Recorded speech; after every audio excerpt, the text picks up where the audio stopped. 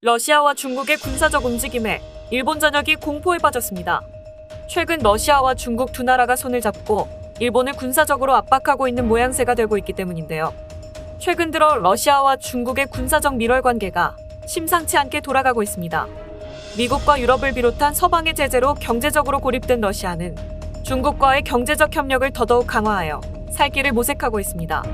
그러는 와중 러시아는 최근 들어 중국과도 군사협력을 강화하는 움직임을 보이고 있는데요. 러시아는 중국과 연합함대를 결성하여 홋카이도 앞에서 무력 시위를 하는 등 일본을 압박하여 일본이 공포에 떨고 있습니다. 일본 방위성에 따르면 일본의 최북단인 홋카이도 가무이곳에서 190km 떨어진 해역에서 러시아와 중국의 연합함대가 홋카이도를 대상으로 하는 사격 훈련을 한 것이 확인이 되었다고 발표했습니다. 이 때문에 일본이 발칵 뒤집어졌습니다. 러시아는 최근 들어 홋카이도와 불과 수십 킬로미터 밖에 떨어지지 않은 섬인 이투르프 섬에 미사일을 배치했고 쿠릴 열도의 특수부대를 포함한 병력 배치를 늘리는 등 홋카이도를 압박하고 있는 상황이죠. 아베 전 총리가 사망한 이후 일본에서는 러시아와 협상을 할 만한 인물들도 없어 러시아와 일본의 관계는 이제 대화로 해결이 가능한 상황이 아니라고 전문가들은 분석하고 있는데요. 심지어 러시아는 국영 언론 스푸트니크 통신을 통해 일본을 네오나치의 부역국이라고까지 표현을 하며 일본을 우크라이나와 같은 해방전쟁의 대상으로 지목하기까지 하여 일본이 바짝 긴장한 상황인데요. 또한 중국이 대만 침공을 위해 일본이 대만에 지원을 하는 것을 막기 위하여 중국이 러시아에 힘을 빌려줄 수 있다는 전문가들의 분석도 나오고 있어 일본인들은 불안함을 감추지 못하고 있습니다. 현재 러시아가 홋카이도를 침공할 가능성이 점점 더 높아지고 있어 공포에 빠진 일본에서는 한국의 도움을 요청하자는 이야기까지 나오고 있는데요. 이번 시간에는 일본의 실질적 위협으로 다가오고 있는 러시아의 홋카이도 침공 가능성과 동시에 일본으로 군사적 압박을 해오는 중국의 논란 일본이 한국의 군사적 지원 요청을 검토하고 있는 상황에 대해 자세히 알아보겠습니다.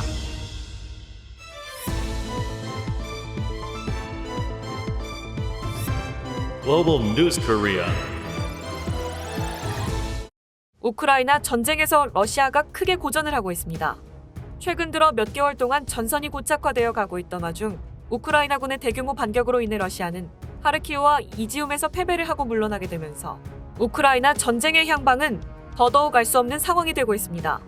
하지만 그렇다고 하더라도 유럽과 우크라이나가 낙관적인 상황도 아닙니다. 러시아는 총과 폭탄을 이용한 전쟁 이외에도 유럽과의 자원 전쟁을 벌이고 있습니다. 미국과 유럽을 포함한 서방의 경제 제재에 대한 맞대응 카드로 러시아는 유럽으로 가는 가스 공급을 차단하겠다는 엄포를 놓은 상황인데요. 러시아는 줄곧 윈터 이즈 커밍을 강조하며 유럽 각국에게 에너지 공급 차단을 언급하며 추운 겨울을 보낼 것이라는 엄포를 넣고 있어 유럽에서도 에너지난으로 인한 사회적 혼란이 심각한 상황입니다. 실제 전쟁과 경제를 이용한 혼란을 가중시키는 이른바 하이브리드 전쟁을 지속 중인 상황이죠. 현재 우크라이나 전쟁은 이미 우크라이나 지역만의 전쟁이 아닙니다. 전 세계가 전쟁의 여파로 경제적으로 큰 타격을 받고 있는 상황이죠. 세계에서 가장 거대한 영토를 가진 러시아는 러시아 영토의 서쪽은 유럽이 있고 동쪽에는 일본이 위치하고 있죠. 최근 러시아는 우크라이나에서의 패배를 만회하기 위해 홋카이도를 침공할 수 있다는 이야기가 나오고 있어 일본이 바짝 긴장하고 있는 상황입니다. 최근 러시아가 우크라이나에서 겪은 큰 패배로 인해 동부의 요충지인 하르키우와 이지움을 빼앗기면서 러시아 내부에서는 국민들의 민심을 달래기 위해 홋카이도를 침공해야 한다는 목소리가 나오고 있는데요. 특히 기시다 정권 이후 러시아와 일본의 관계는 최악의 관계를 치닫고 있죠. 기시다 총리에 들어와서는 지금까지 일본이 러시아를 자극하지 않기 위해 언급하지 않았던 쿠릴 열도에 대한 이야기를 꺼내며 쿠릴 열도에 있는 4개 섬에 대해 일본의 고유 영토이자 일본이 주권을 가진 영토라고 전하며 러시아가 쿠릴 열도를 불법으로 점거하고 있다고 성토하며 러시아를 도발하기 시작했습니다. 이에 대해 푸틴은 일본과의 평화조약 협의를 파기하겠다고 밝히며 쿠릴 열도는 일본이 절대 돌려받을 수 없을 것이라고 전하며 올 초 일본과 러시아의 관계는 완전히 파탄이 나버렸죠. 이제 일본과 러시아의 관계는 2번 다시 돌이킬 수 없을 정도로 끝이 나버린 관계가 되어버렸습니다. 러시아와 일본은 아직도 공식적으로는 전쟁 중인 상태입니다. 2차 세계대전 기간 동안 소련은 일본과 종전협정을 맺지 않았으며 지금껏 휴전을 유지하고 있는 상태이죠. 아베 총리 재임 당시까지만 해도 일본은 러시아와의 우호적인 관계를 맺고 러시아와의 평화협정을 맺어 완전히 종전을 선언하고 여기서 쿠릴 열도의 일부를 반환받으려는 정책을 펼쳤습니다.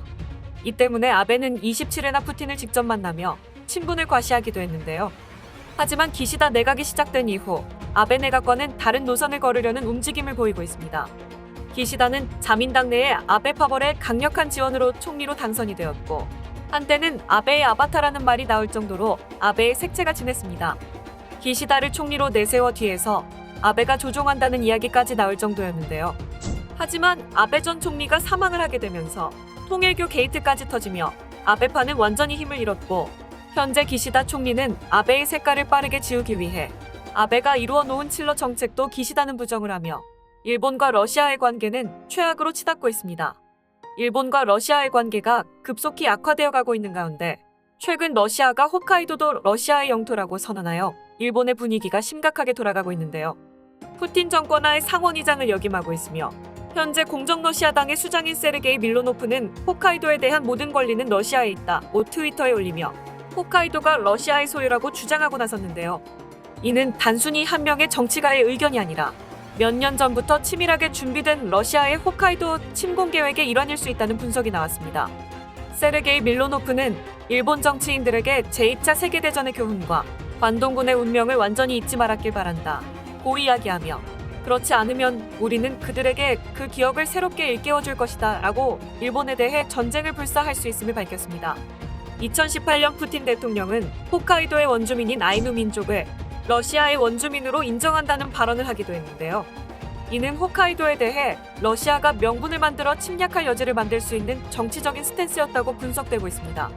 일본 자위대 관계자는 러시아군이 홋카이도를 침공한다면 자위대는 법적으로 전수방위를 펼치는 방법밖에 없기에 러시아군을 해안에서 방어할 수 없으며 홋카이도의 아사히카와 오비이로 라인에서 러시아군에 대한 침공을 방어할 수밖에 없다고 밝혔습니다. 하지만 이렇게 되면 홋카이도의 가장 중요 도시 삿포로시 등은 러시아에게 점령당할 가능성이 높으며 홋카이도 전역은 불바다가 될 수 있다고 분석되고 있습니다. 최근 러시아는 일본의 홋카이도 앞바다에서 중국과 연합함대를 구성해 훈련을 가장한 무력 시위를 하기도 했고 홋카이도와 불과 수십 킬로밖에 떨어지지 않은 섬인 쿠릴열도 마투아 섬에 미사일을 배치하여 일본을 향한 무력 시위를 진행하고 있습니다. 현재 비상이 걸린 일본에서는 한국에게 긴급히 무기 등의 군사적 지원 요청을 검토한다는 내용의 기사가 나왔는데요.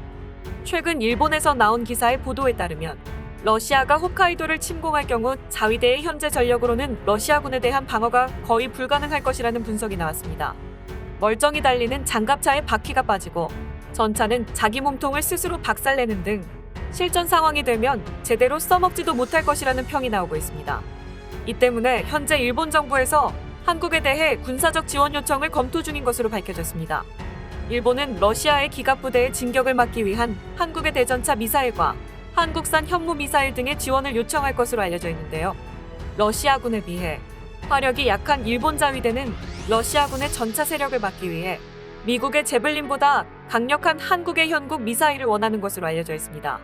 일본은 과거 미국의 제블린을 모방한 무기체계인 일식 대전차 미사일을 개발했지만 떨어지는 성능과 가격 등의 문제로 몇 대 도입하지 못하고 생산이 조기 종료되어 러시아의 전차를 막을 무기가 매우 부족합니다.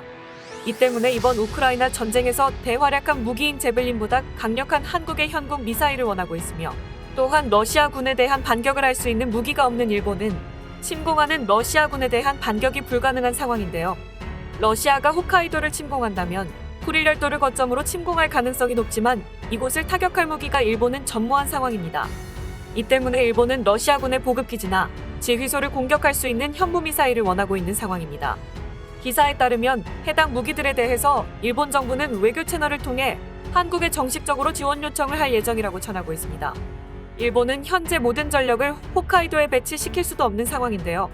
현재 대만 해협 인근에서의 중국군의 움직임이 심상치가 않기 때문에 중국군을 견제해야 하는 자위대의 주력 부대와 주일미군은 홋카이도를 지원할 여력이 없는 상황입니다. 홋카이도는 일본 식량 생산에 매우 중요한 역할을 담당하고 있는 지역으로 홋카이도를 빼앗길 경우 일본은 치명적인 타격을 입을 수밖에 없게 되죠.